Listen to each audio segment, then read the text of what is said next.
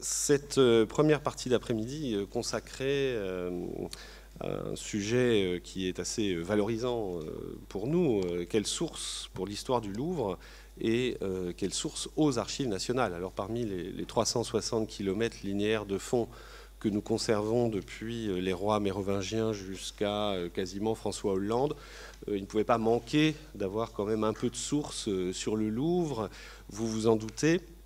Depuis bien sûr la résidence de Philippe Auguste sous l'Ancien Régime jusqu'aux grands travaux voulus par le président Mitterrand pendant son septennat et la création de la pyramide qui orne le dépliant, la première page du dépliant de cette journée d'études.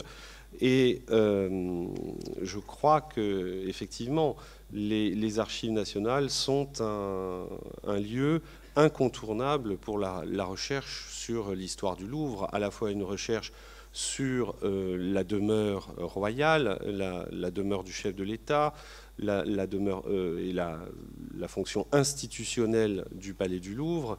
Bien sûr aussi un lieu de source incontournable sur le rôle du Louvre à partir de la Révolution comme musée national et la constitution de la première collection, première au sens de la plus emblématique dont est voulu se doter la nation, et notamment sous le Premier Empire.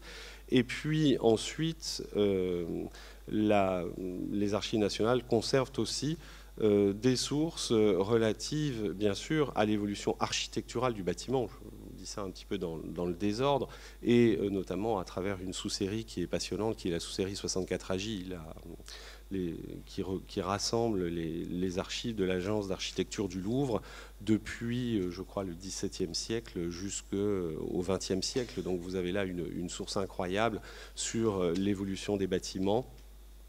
Et il ne faut pas non plus oublier toutes les archives qui viennent de la présidence de la République. Et j'évoquais très brièvement François Mitterrand il y a quelques instants. Il ne faut pas oublier que toute la politique des grands travaux sous les septennats de François Mitterrand a été initiée par le chef de l'État lui-même. Et que donc il y a eu un intérêt très fort du chef de l'État pour les travaux effectués au Louvre, notamment la construction de la pyramide, qui est une espèce d'iceberg, mais bien entendu sur la réorganisation générale du palais, la délocalisation du ministère des Finances, la réforme profonde de la muséographie. Le président de la République s'y était intéressé de près.